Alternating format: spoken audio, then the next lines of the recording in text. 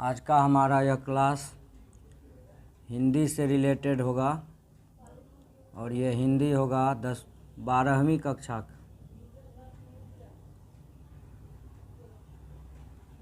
Arts के जो छात्र हैं उसका परीक्षा कल है 5 तारीख को, और साइंस के छात्र का शायद 6 तारीख को परीक्षा है। इसलिए हिंदी का संक्षिप्त में यह वीडियो जारी किया जा रहा है ताकि छात्रों को परीक्षा की अहम जानकारी, ऑब्जेक्टिव सब्जेक्टिव साथ साथ सभी कुछ का जो हल है वह इस वीडियो को देख करके प्राप्त किया जा सके। इसलिए अब हम लोग चलते हैं वीडियो में। जैसा कि आप लोगों को मालूम होगा कि संधि विच्छेद पूछा जाता है। संधि विच्छेद में संधि करने के लिए कहा जाता है या नहीं तो पूछा जाता है कि यह कौन सी संधि है। इसलिए संधि जो है इससे रिलेटेड भी 3-4 नंबर के प्रश्न परीक्षा में ऑब्जेक्टिव के रूप में पूछे जाते हैं। तो आपको यह जानना पड़ेगा कि कौन सी संधि कि कौन सी है या किस प्रकार के संधि को हम क्या कहेंगे। तो संधि के 3 भेद हैं, संक्षिप्त में मैं बताते चलूँगा। एक है स्वर संधि, व्यंजन संधि और विसर्ग संधि। स्वर संधि में क्या होता है कि केवल स्वर ही स्वर से मिलता है। व्यंजन संधि में स्वर के साथ व्यंजन या व्यंजन व्यंजन से मिलता है। इसमें स्वर व्यंजन दोनों रहता है। सीधा दिमाग में रखेंगे, स्वर व्यंजन या व्यंजन व्यंजन दोनों रहता है। विसर्ग संधि में विसर्ग जिसमें लगा रहा देख लेंगे वह विसर्ग संधि हो गया। स्वर में केवल स्वर रहेगा और कोई दूसरा नहीं रहेगा, ये स्वर संधि है। जैसे में देवालय, महेश, सुरेश, दिनेश, गिरीश, ये जो भी संधि है आप करके देखिएगा। अब कैसे पकड़ेंगे कौन सी संधि है, तो एक साधारण उदाहरण लीजिए, देव जोर आलय। जब व्यंजन में हलंत नहीं लगा रहे तो समझ जाएंगे कि अ छिपा हुआ है और ये आ, अ जोर आ बराबर आ होता है। इसलिए ये मिलकर के देवालय बन जाता है, देवताओं का घर देवालय। इसमें स्वर संधि है, चूँकि दोनों स्वर मिला है। व्यंजन का एक उदाहरण ले लीजिए, दिक जोर अंबर। दिक में देखिए क में हलंत लगा है तो समझ जाएंगे कि यह व्यंजन है, अतः यह व्यंजन संधि। दिक जोर अंबर बराबर दिगंबर। क अपने तीसरे वर्ण में बदल जाता है। तो यह संधि से उदाहरण था। निह जोर चय निश्चय विसर्ग संधि का उदाहरण हुआ। इस तरह से संक्षिप्त रूप से आप दिमाग लगा करके संधि को पहचान सकते हैं, संधि विच्छेद कर सकते हैं। इसके बाद सबसे प्रमुख है अनेक शब्दों के बदले एक शब्द। इसमें आप अगर ज़रा सा ध्यान दीजिएगा तो तुरंत पकड़ लीजिएगा कि क्या कहा जा रहा है। जो पढ़े लिखे छात्र हैं, जिसने थोड़ा सा भी कभी पढ़ा है तो उसको अपने आप याद आ जाता है। जैसे में जिसके बारे में आशा न की जाए आशातीत, आशा से पढ़े आशातीत, ईश्वर में विश्वास रखने वाला आस्तिक, नहीं रखने वाला नास्तिक, जो पहले जन्म लिया है अग्रज, जो पाछे जन्म लिया अनुज। इस तरह से अनेक शब्दों को, जिसकी गर्दन सुंदर हो सुग्रीव, जिस पुरुष की स्त्री मर गई हो, जिस पुरुष की स्त्री मर गई हो उसको विधुर कहेंगे। ये सभी परीक्षा उपयोगी है जो बार बार पूछा जाता है। इसके बाद उपसर्ग पूछा जाता है। उपसर्ग और प्रत्यय। उपसर्ग प्रत्यय, ये पहले और ये अंत में। बहुत विद्यार्थी पहले और अंत में कन्फ्यूजन करते हैं। पहले किसको कहेंगे और अंत किसको कहेंगे। जहाँ से शुरुआत हम लिखने का करते हैं यहीं से लिखते हैं कोई भी चीज़। जैसे मान लीजिए प्रतिहार है, लिखने का शुरू किए तो ये पहला हुआ, ये अंतिम हुआ। समास आप लोग पढ़े होंगे, समास का एक वीडियो अपलोड कर दिया गया है, उसमें आप लोगों ने देखा होगा प्रथम पद और अंतिम पद। तो ये पहला हुआ, ये द्वितीय हुआ। तो ये पहला, इसमें हार एक शब्द है और इसमें प्रति उपसर्ग लगा है तो बना प्रतिहार। प्रतिकार, प्रत्युत्पन्न, प्रति जोड़ उत्पन्न। कभी कभी संधि विच्छेद करने के बाद पता चलता है कि इसमें कौन सा उपसर्ग है। जैसे प्रत्युत्पन्न, प्रति जोड़ उत्पन्न, तब बनता है प्रत्युत्पन्न। इसमें प्रति उपसर्ग है। स्वागत में सु जोड़ आगत, स्वागत। अब ऐसे देखने में लग रहा है स्व, लेकिन होता है सु। तो इस प्रकार से संधि विच्छेद करके भी हम उपसर्ग को अलग करेंगे, तब जाकर पता चलेगा कि कौन सा उपसर्ग है। एक तो उपसर्ग के बारे में भी आप लोग जान गए। प्र उपसर्ग है, जैसे प्रभाव, भाव शब्द है, प्र लग गया प्रभाव। आ उपसर्ग है, अप उपसर्ग है, मान में अप लगा दिए, अपमान हो गया। ये सभी सम उपसर्ग है, स्वम हलंत सम, समजोर सार, समसार, संसार। इस तरह से समजोर बंध, संबंध। तो मोहलंत लगा करके ये उपसर्ग कहलाता है। उपसर्ग की संख्या 22 है। प्रत्यय का लिमिट नहीं बताया गया है। अंत में जो आए उसको प्रत्यय कहेंगे। जैसे में दूध वाला में वाला प्रत्यय है। लिखावट, लिख शब्द है, आवट उसमें लगा है। ध्यान में रखेंगे कि मूल शब्द क्या है, लिख। लिख में आवट जोड़ेंगे, लिखावट। पढ़ाकू, पढ़ शब्द है, आकू लगाए, पढ़ाकू। लड़ाकू, लड़ शब्द है, आकू लगाए, लड़ाकू।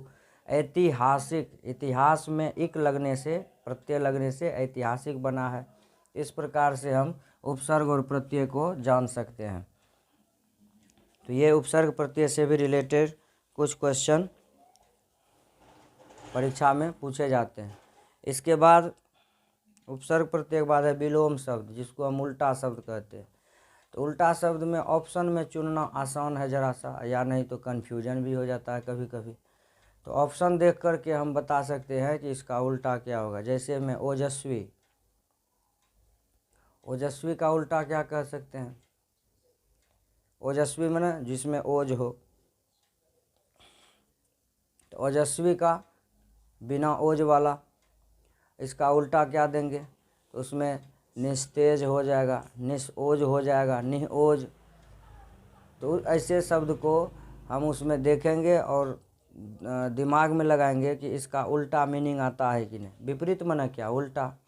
जैसे दिन है तो रात, साधारण में समझ गए कि दिन उजाला होता है, रात अंधेरा होता है, अंधेरा उजाला। तो ये उल्टा शब्द कहलाता है, बड़ा का छोटा। तो उसी प्रकार से जैसे उपसर्ग है तो उसका उल्टा, उपसर्ग का उल्टा प्रत्यय, संधि का उल्टा समास, संधि का उल्टा विच्छेद। और इस प्रकार से हम उल्टा शब्द को भी ऑप्शन देख करके बता सकते हैं। पर्यायवाची भी पूछा जाता है। अब पर्यायवाची उतना तो बताने का समय है नहीं, इसलिए संक्षिप्त में पर्यायवाची में आपको ऐसा लगे कि जो तीनों में सबसे अलग है वही उसका आंसर होगा। कभी कभी दे देता है इनमें से सभी, तो देख लेंगे कि कुछ अर्थ मिलता जुलता है। जो पढ़े हुए हैं उसी के लिए यह ट्रिक भी काम करेगा। जो नहीं पढ़े हैं उसके लिए तो अब पढ़े हैं तो उसको कुछ अनुमान रहता है, अंदाज रहता है कि इसका यही होगा। इसलिए पढ़े हुए विद्यार्थियों के लिए खासा ज़रूरी है, अच्छा है। कम पढ़ के भी आप जानकारी प्राप्त कर सकते हैं। एक बार वीडियो देख लीजिएगा तो आपको सारा चीज़ रिव्यू हो जाएगा, याद आ जाएगा। इसके बाद है जैसे में समास पूछा जाता है, तो समास का वीडियो पहले से अपलोड है, फिर भी मैं संक्षिप्त में बता देता हूँ। तत्पुरुष समास का अंतिम पद प्रधान होता है कर्मधारय, जिसमें आप देख लीजिएगा कि इसमें विशेषता बता रहा है वो कर्मधारय है। और अगर विशेषता बताने के साथ साथ अगर दूसरा नाम भी उसका हो रहा है तो वह बहुव्रीहि हो जाएगा। अव्ययी भाव में जिसको देख लीजिएगा कि इसका रूप नहीं बदल रहा है वो अव्ययी भाव हो गया। द्वंद्व में दोनों स्व अगर प्रधान है, दोनों पद है, तो उसको हम द्वंद्व समास कहेंगे। तो इस प्रकार से हम समास का भी वर्णन कर सकते हैं। इसके बाद कवि और उसके बारे में देखिए। कवि सबसे पहला आपका चैप्टर है, वैसे जैसे जैसे मुझे याद आता जाएगा हम बताते चले जाएंगे। कविता हो या कहानी हो, संक्षिप्त में मैं बोलता जाऊंगा। मेरे सामने में क्वेश्चन बैंक है। क्वेश्चन बैंक से होगा तो हम क्वेश्चन को डील करते चले जाएंगे। जैसे आजन्मा में कौन सा समास है? आजन्मा, आजन्मा, आजन्म, आजन्म कह रहा है। आजन्मन जन्म भर, जिसका रूप कभी नहीं बदले, अव्ययी भाव समास है। अगर रहता अजन्मा मतलब जिसका जन्म ना हुआ हो तो उसको नए समास कहेंगे। शब्द का फर्क है, इसलिए ध्यान से ऑप्शन को भी देखना है और जो प्रश्न है उसको भी पढ़ना है। अब जैसे मैं सब्ज बाग दिखाना, मुहावरा का क्या अर्थ होगा? सब्ज बाग दिखाना का मतलब हुआ झूठ बोलकर। ऑप्शन है डराना, व्यर्थ की बातें करना, लालच देना, झूठ बोलकर उगना। यही हुआ झूठ बोलकर उगना। अलग से लग रहा है कि यही होगा। अब सिपाही की माँ, सिपाही की माँ मोहन राकेश द्वारा लिखा गया है। और सिपाही की माँ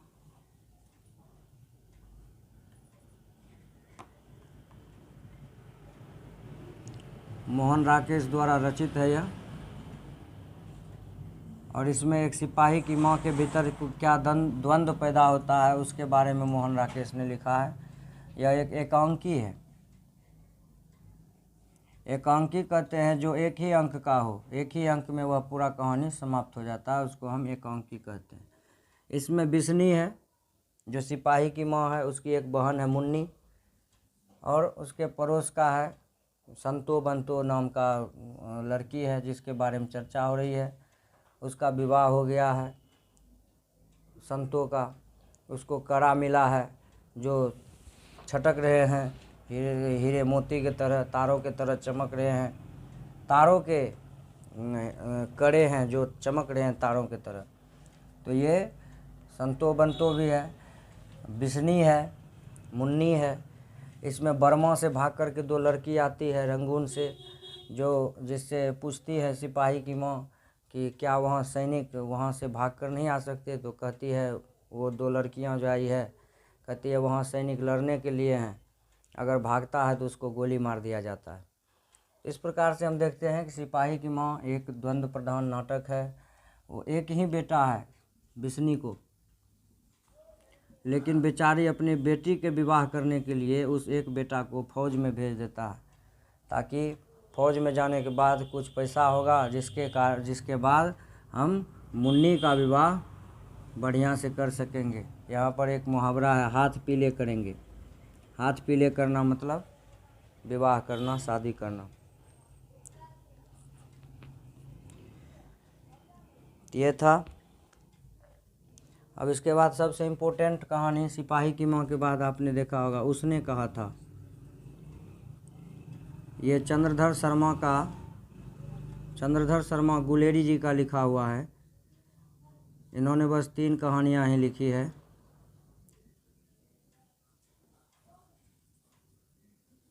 चंद्रधर शर्मा गुलेरी हिंदी साहित्य के ऐसे लेखक हैं जो एक ही कहानी से फेमस हो गए, और वह कहानी था उसने कहा था। पहला ऐसा कहानी है जिसमें फ्लैशबैक पद्धति का उपयोग किया गया है, उसने कहा था कहानी। गुलेरी जी गुलेर गांव के थे। गुलेर गांव के होने के कारण अपने नाम में इन्होंने गुलेरी लगाया। इसी तरह से एक और कवि लेखक हैं जो अपने गांव का नाम अपने नाम के साथ जोड़ लिया है। जायस गांव के रहने वाले थे कवि मलिक मोहम्मद जायसी, जिसके बारे में पहले वीडियो अपलोड हो चुका है। एक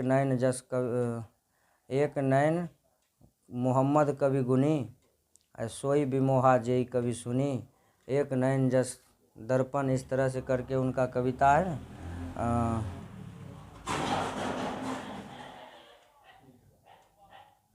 तो वह जो है चंद्रधर शर्मा गुलेरी का लिखा हुआ यह कविता। गुलेर गांव से वो थे, इसलिए उन्होंने अपने नाम में गुलेरी लगाया है। तो ये उसने कहा था कहानी। इसमें 5 भाग हैं। 5 भाग में 3 भाग में युद्ध है, 3 भाग में युद्ध का वर्णन है। पहला भाग जो है वह पूरा इंट्रोडक्शन देने में चला जाता है। वह मिलता है उस लड़की से, 12 साल की वह लड़की है। जो सूबेदारनी बनी है उसका विवाह हो जाता है। 12 साल की उम्र में वह मामा के घर आती है। मंगरे में लहना सिंह इसका प्रमुख पात्र है। लहना सिंह यह एक कर्म प्रधान कहानी है।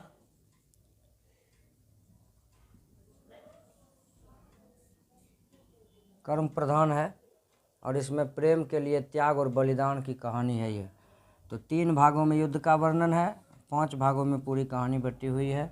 लहना सिंह इसका प्रमुख पात्र है और ये सूबेदारनी से पूछता है तेरी कुर्माई हो गई। ये अभी तक किसी भी क्वेश्चन बैंक में ये नहीं देखा है, हमने व्याख्या में पूछा है, इसलिए जो इसका मेन पॉइंट है मैं वो बोलता जा रहा हूँ। हजारा सिंह है, लपटन सिंह है, बोधा सिंह है। सूबेदार का बेटा का नाम है बोधा सिंह, वह भी फौज में भर्ती है। हजारा सिंह जो है पलटन का विदूषक है और वह हजारा सिंह इसका मित्र भी है लहना सिंह। बाद में जब युद्ध समाप्त हो जाता है, लहना सिंह घायल है, 2 गोली लगा, एक जांघ में और एक ऊपर कमर के ऊपर लगा है, खून की धाराएं बह रही है, फिर भी वह बोधा सिंह को और सूबेदार को भेज देता है, अपना वहीं हजारा सिंह के गोद में पड़ा रहता है। और यहीं से फ्लैशबैक शुरू होता है और फ्लैशबैक में वह अपनी पिछली कहानी सारा जो है बताता है अपने मित्र हजारा सिंह को।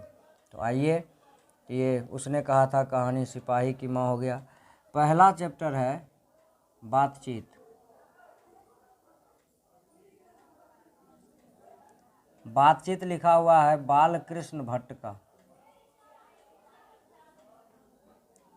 बालकृष्ण भट्ट का लिखा हुआ ये सबसे पहला आपके किताब का पहला पाठ है ये बातचीत। बालकृष्ण भट्ट गुलेरी जी का एक रचना मुझे याद आ रहा है, बुद्धू का कांटा, गुलेरी जी की रचना है। और बुद्धू का कांटा एक उसने कहा था और एक इनका है, मुझे याद नहीं, उतना होगा तो फिर बीच में कभी बता देंगे। इसी में बातचीत बालकृष्ण भट्ट का लिखा हुआ है और इसमें बातचीत जो है यह एक निबंध है, यानी बातचीत किस तरह से किया जाना चाहिए उसके बारे में इसमें बताया गया है। आर्ट ऑफ कन्वर्सेशन, जो यूरोप के लोगों के बारे में बालकृष्ण भट्ट जी कहते हैं कि बातचीत अगर देखना हो तो वह विद्वान मंडली में देखा जाता है, जिसको हम आर्ट ऑफ कन्वर्सेशन कहते हैं। यह यूरोप के लोगों को बखूबी आता है। बेन जॉनसन का विचार है, एडिसन का विचार भी इसमें प्रस्तुत है, रॉबिन्स क्रूसो इसी में है, जिसमें कहा जाता है कि मनुष्य जब तक बोलता नहीं है तब तक उसके गुण दोष प्रकट नहीं होते हैं। बोलने से ही मनुष्य के भीतर की जो भावना है वह प्रकट होती है। एडिसन और बेन जॉनसन का विचार है। तो ये बातचीत बालकृष्ण भट्ट द्वारा रचित है। बातचीत के बाद है उसने कहा था, जिसके बारे में आप जान लीजिए। उसके बाद है संपूर्ण क्रांति, जयप्रकाश नारायण जी का लिखा हुआ है, लिखा हुआ नहीं भाषण है उनका, जयप्रकाश नारायण जी का। जयप्रकाश नारायण को शॉर्टकट में जेपी कहते हैं और इतिहास पढ़ने वाले छात्रों को शायद मालूम होगा, या इतिहास तो 10वां क्लास में आप लोगों ने पढ़ा होगा कि संपूर्ण क्रांति भी बिहार से ही हुई थी और इसके नेता थे जयप्रकाश नारायण। और इसी संपूर्ण क्रांति से उन्हें लोकनायक का उपाधि मिला था, लोकनायक जयप्रकाश नारायण। ये छात्र आंदोलन से शुरू हुआ था लेकिन धीरे धीरे पूरा विश्व में फैल गया, विश्वव्यापी आंदोलन हो गया ये, इसलिए इसे संपूर्ण क्रांति का नाम दिया गया। तो संपूर्ण क्रांति है जयप्रकाश नारायण की लिखी हुई ये यह लिखा हुआ नहीं भाषण है ये, उन्होंने भाषण दिया था और इन्होंने अपने संबंध के बारे में महात्मा गांधी और जवाहरलाल नेहरू के बारे में भी बताया है कि उनसे इनका कैसा संबंध था। इस भाषण में उन्होंने अपने जीवन के बारे में बताया है कि छात्र जीवन में वो किस तरह अमेरिका में रह करके जूते पॉलिश करके होटल में बर्तन साफ़ करके इन्होंने पढ़ाई की है और यहाँ पर लोग उनको कहते थे कि वह जो अमेरिका गया है तो वहाँ का पिट्ठू हो के, मार्क्सवादी का पिट्ठू हो के लौटा है। ये मार्क्सवादी थे लेकिन बाद में इन्होंने मार्क्सवाद को छोड़ दिया।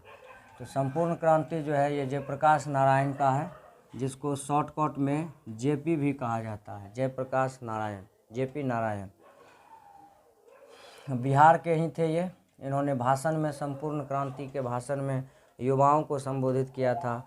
ये कहते हैं कि मैं अब बूढ़ा हो चला हूँ, मुझसे अब ये काम नहीं होगा। तो लेकिन छात्रों ने अनुरोध किया कि आप कुछ मत कीजिएगा, लेकिन आपको नेतृत्व तो आप ही को करना पड़ेगा।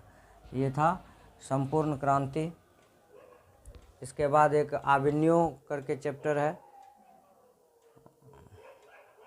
ओ सदा निरा।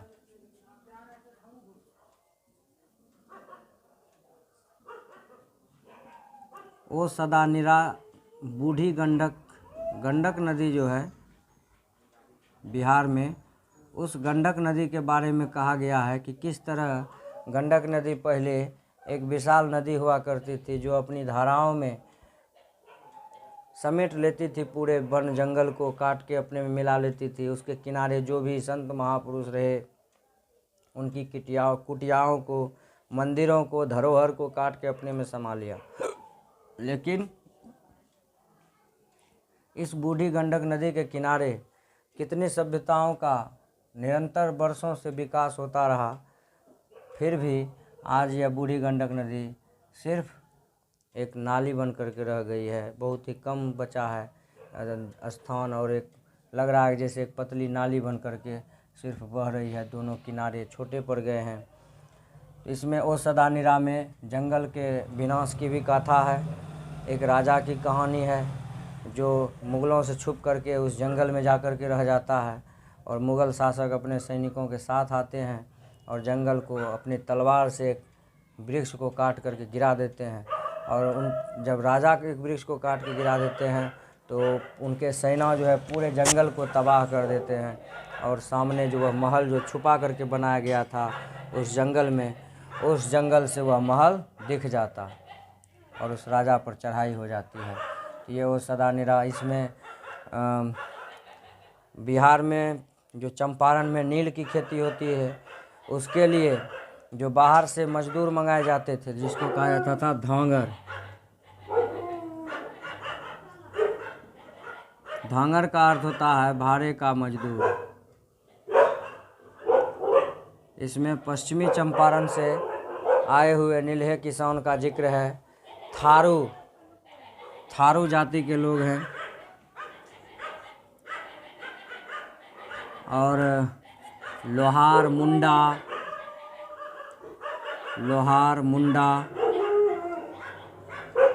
लोहार जाति को लाया गया था हथियार बनाने के लिए, फसल के उपयोगी जो हथियार है उसको बनाने के लिए। और मुंडा को लाया गया था। मुंडा ये जाति का नाम है। ये लोग बहुत ही कर्मठ और मजबूत होते थे, इसलिए मुंडा जाति को। उरांव जाति भी है एक, उरांव।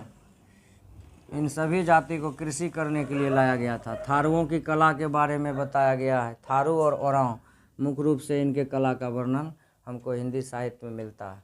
थारुओं की जो कला है उसमें नृत्य कला, और नई नवेली दुल्हन जब अपने खेत पर अपने पति को खाना देने के लिए जाती है, तो उस समय जो उनका श्रृंगार का वर्णन है वो आप लोग पढ़े होंगे, वो है। तो सदा निरा ये धांगर भाड़े का मजदूर ये। इसके बाद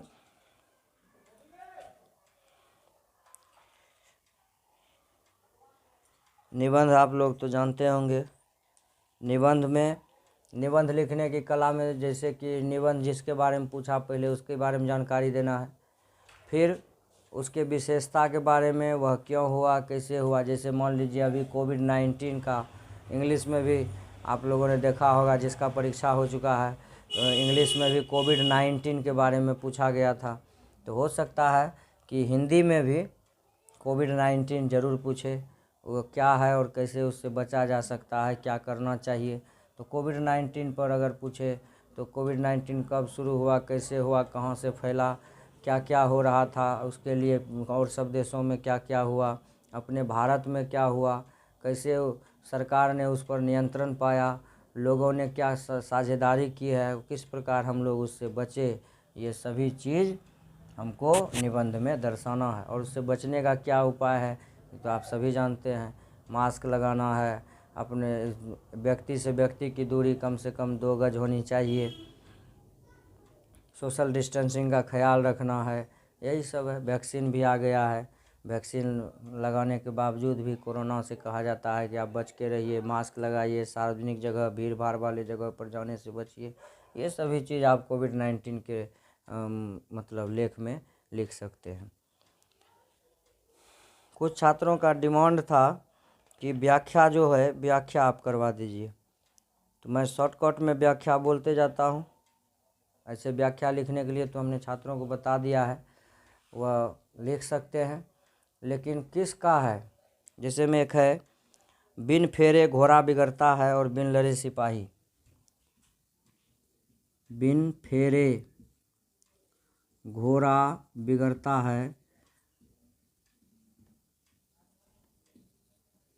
बिन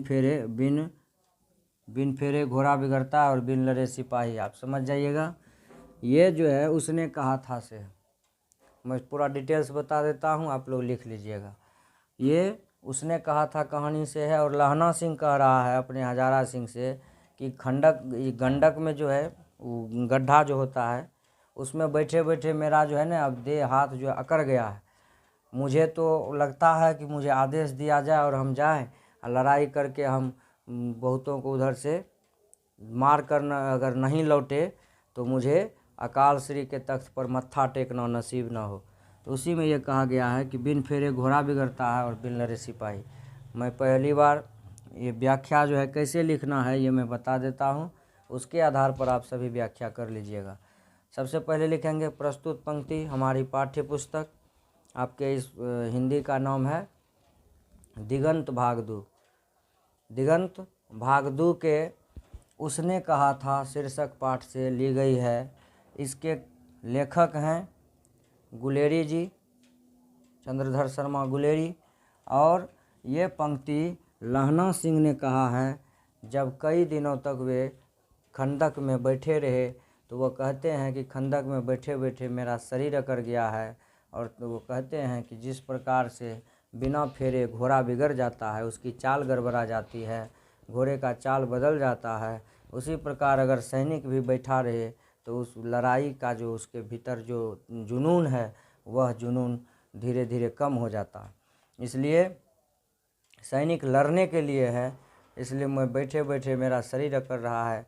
अगर मुझे आदेश दे तो मैं कई जर्मन फौज को मार कर न लौटूँ, तो मुझे अकाल श्री के तख्त पर मत्था टेकना नसीब ना हो।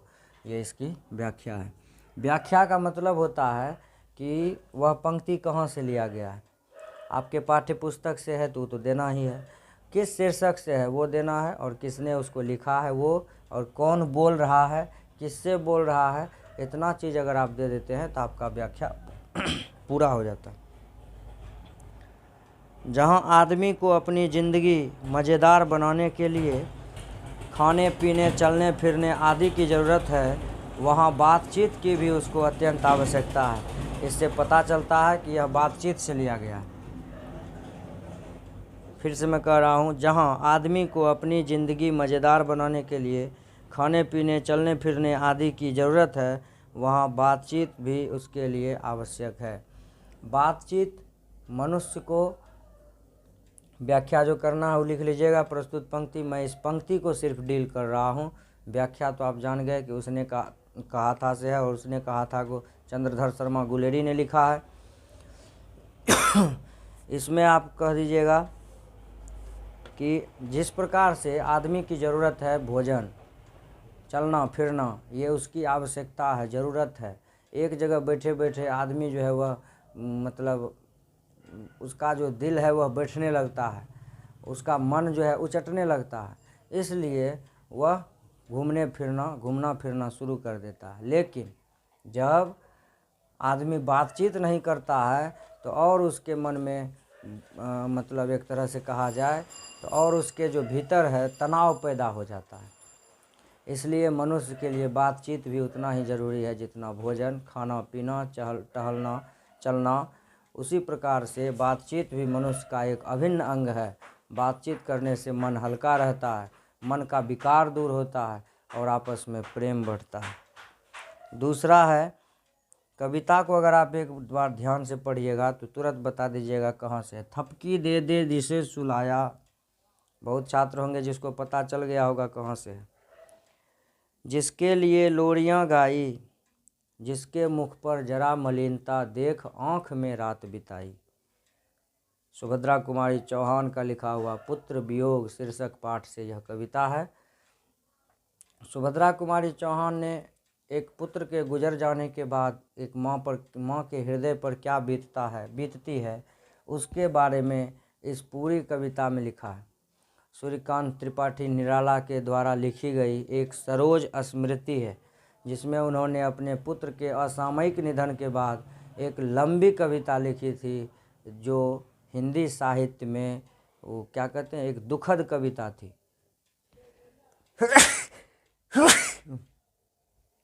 उसी प्रकार से हिंदी का दूसरा शोक गीत है यह सुभद्रा कुमारी चौहान का लिखा हुआ कविता पुत्र वियोग। इसमें पुत्र के वियोग में माँ की क्या दशा होती है और माँ एक पुत्र के लिए क्या क्या करती है उसके बारे में बताया गया है। सुभद्रा कुमारी चौहान कहती है, जिसके लिए छोड़ अपनापन पत्थर को भी देव बनाया, कहीं नारियल दूध बटा से कहीं चढ़ाकर शीश नवाया। इसके बाद है सुभद्रा कुमारी चौहान का ये कविता, हालांकि जिसे पढ़ाया गया है, जो छात्र पढ़ लिए हैं उनको याद होगा, पूरा कविता वो बढ़िया से व्याख्या कर सकते हैं, इसलिए मैं इसमें समय बिताना नहीं चाहूँगा। सभी छात्रों को इसका जो हर एक पंक्ति है वह व्याख्यायी पंक्ति वह आराम से कर सकता है। अगला है, चीर विषाद विलीन मन की, इस व्यथा के तिमिर बन की। ऐसी कविता पूरे किताब में बस एक ही है। कुछ विद्यार्थियों को यह पता भी चल गया होगा कि यह कहाँ से है। चीर विषाद विलीन मन की, इस व्यथा के तिमिर वन की। यह कविता जयशंकर प्रसाद का लिखा हुआ है, क्योंकि ऐसे शब्दों का चयन जयशंकर प्रसाद जी द्वारा ही किया जाता है। साथ साथ मैं उनका परिचय भी थोड़ा सा देते चलूँगा। जयशंकर प्रसाद जी छायावादी कवि हैं और छायावाद के सबसे प्रमुख स्तंभ में प्रसाद जी का नाम सबसे पहले आता है और उनकी ये रचना जो है तुमुल कोलाहल कलह से ली गई है। तुमुल कोलाहल कलह में मैं हृदय की बात रे मन, विकल होकर नित्य चंचल खोजती जब नींद के पल, चेतना थकसी रही तब मैं सरस बरसात रे मन, मैं मलय की बात रे मन, मैं सरस बरसात